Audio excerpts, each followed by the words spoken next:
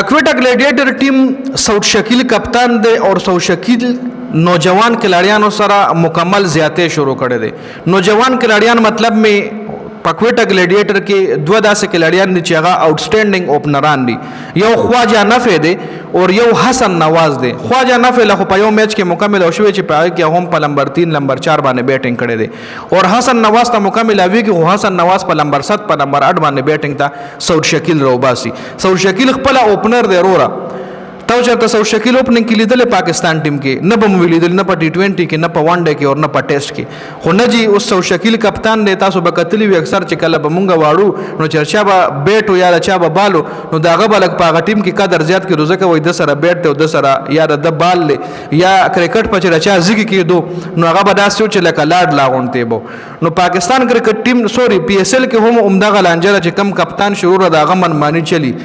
نوجوان کھلاڑیانو سره مکمل زیاتې روان دي په پی اس ال کې او دی پی اس ال نه په پاکستان کرکټ ټیم له یو نوجوان کھلاڑي ملو نشي کملاويږي کې د شلی رضا ملو چې غلم پېښور دلمي کنسستنټلی چانس ورکوي او خپل پیس باندې خخ بیټسمنان بیټ کړي دي صرف د پېښور دلمي طرفه.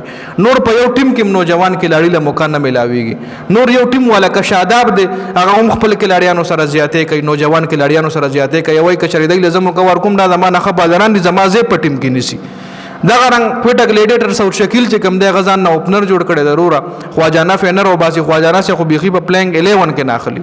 حسن نواز په نمبر 6 نمبر 7 باندې روباسي چې هغه دغه زی دی نه ګوره هارد بال چې کوم اوپنر وی کنه هغه تعالی په اوپننګ کې بیټینګ کوي ځکه هارد بال چې کله نه وی کنه سٹارټ کې اوپنر چې ولا کله روز نو دغه ټایم اوپنر بیټسمن پاور هیټر نه وی.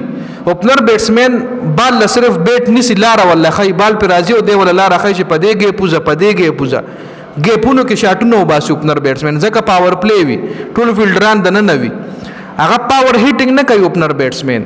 اوپنر بیټسمن میکسیمم پاور هیټینګ نه کوي هغه ګیپونو کې شاټونو وباسي هغه بال ټایم کوي. اب بال ټایملی وخی چې کله به بال ټایم شي کنه صحیح ټایم شي په بیټ باندې میډل شي نو دی لکه د ګولۍ روان وي په ګراوند کې چکه کیږي هم په اسانه باندې زور نه بغیر هغه بال چکه کیږي.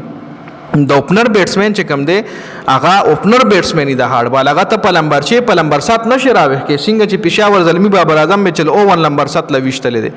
دغه رنګ کوټا ګلیډیټر خواجه نخ خو بيخي د پلینګ 11 نه بهر کړی دی او حسن نواز چې کوم دی هغه نمبر 6 نمبر منم حسن نواز پاکستان کرکټ ټیم په نیوزیلند کې موقع ورکړ چې 15 میچونو کې یو میچ کې سنچري وخلې و درو کې 0 کړو او یو کې 2 کډري رنزونه کړو منمل ته نو کلیک شوی خدای را پاکستان پیچز د نیوزیلند پیچ او د پاکستان پیچ کې د زمکه اسمان فرق دی. د نیوزیلند پیچ او د پاکستان پیچ کې د زمکه اسمان فرق پدې چې الته بال ډیر زیات ایکسترا باونډز خوري الته پیس ډیر زیات وي. دلته خدا حسن نواز چې کوم دی زبم دی ولا بازاران او خوري څنګه چې یاسر خان ملتان سلطان سره یو اننګز کې خبره ټینګ کړي او 88 رنزونه تقریبا 40 بالونو جوړ کړي نو دغه رنګ کدا حسن نواز ودرېدو نو د هم د کوټا ګلیډیټر د پاره خو اوپننګ پارټنرشپ او خو اوپننګ سکور کول شي خو چې موقع ولا ورکړل شي کنه خو نه جی سعود شکیل دا د ټولو یو دغه جوړ شو یو ټرند جوړ شو چې نوجوان کھلاڑیانو سره زیاتې کیږي. دی پی اس ال نه بعد پاکستان ټیم له یو نوجوان کھلاڑي مرونځي ځکه زیاتې ور سره کیږي موقع ولا نه ورکړل کیږي. خیر دی حواله سره تاسو سره د خپل قیمتي رائے موږ سره په کمنټ کې ضرور شریک کړئ.